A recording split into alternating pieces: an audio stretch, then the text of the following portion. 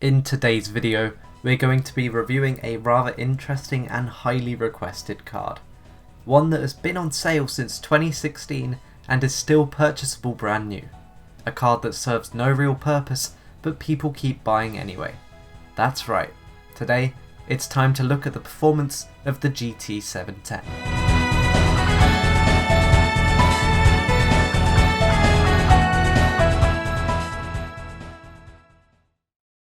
Nvidia released the 710 all the way back in Q1 of 2016 as a budget-friendly card which was supposed to be up to 10 times better than integrated graphics. Releasing with an MSRP of $40 for the version I have here, the GT710 was released on the Kepler 2 architecture and sports 2GB of DDR3 memory with a TDP of around 19 watts, making this extremely power efficient. Nowadays, the average price for the 710 still remains in that $40 region, but I now own this card because it came up for sale locally with collection only. The main reason I've decided to review this card now is because Nvidia recently announced a new variant of the GT710, sporting 4 HDMI ports, a 1x slot design, and a passively cooled heatsink.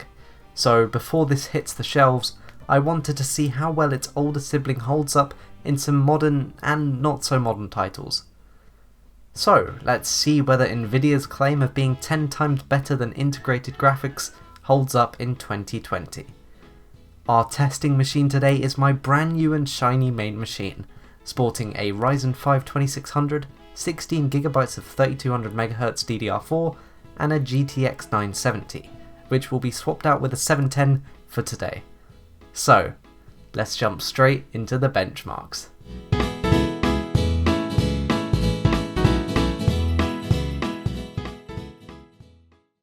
So starting off here we have BeamNG Drive running at 720p and the lowest preset.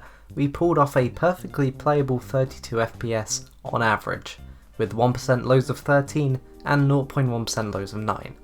Obviously, these settings are honestly the max you can push this card to. Going any further would cause the experience to become unplayable, but in its form right now, it runs perfectly fine for an average gaming experience. Next up we have CSGO, but unfortunately due to Valve constantly updating the anti-cheat system, I wasn't actually able to pull any performance figures at the time of recording. But overall, from what I could tell, the game ran perfectly fine, roughly staying around the 120 FPS region for most of the time, running at 480p low. Next is a newer title with Dirt Rally 2. Running at the 720p low preset, the GT710 pulled off a pretty unimpressive average of 16 frames per second, with 1% lows of 11 and 0.1% lows of 7. Overall, even if we turn down the resolution anymore, I think this game is just too demanding for the poor old 710. Moving on to the 2016 release of Doom, we ran at 480p low to pull off an actually pretty okay average of 33 frames per second, with 1% lows of 20 and 0.1% lows of 16. Smashing and bashing in this game still felt as satisfying as ever, albeit at a lower resolution. Now we have a game that's getting on now in age, but I wanted to test anyway. Half-Life 2 running at 1080p high ran at a perfect 132 FPS on average, with 1% lows of 91 and 0.1% lows of 66. Overall, for an almost 16-year-old game, it ran as expected on this card. Pretty damn well, that is. Next we have GTA 5. Running at 720p normal or lower settings, we pulled off an average of 17 FPS, with 1% and 0.1% lows of 12. Overall, GTA 5 just proved to unfortunately be slightly too much for this card at the 720p resolution. Rise of the Tomb Raider up next, and running at 720p low, the 710 was just not enough for this game. Pulling off an average FPS of 15 with 1% lows of 11 and 0.1% lows of 10, we just weren't quite able to get an enjoyable experience out of this card. Next up is Halo's Master Chef Collection, running at a rather demanding resolution, for this card at least, of 1080p. With enhanced settings enabled, we managed to pull off an average of 20 FPS, which, while not bad, isn't quite smooth enough to enjoy. And to finish us off is Minecraft. Running at 1080p fancy, we pulled off an average of 77 FPS, and with 1% lows of 56 and 0.1% lows of 39, which is about expected for Minecraft being a more CPU dependent game than anything else.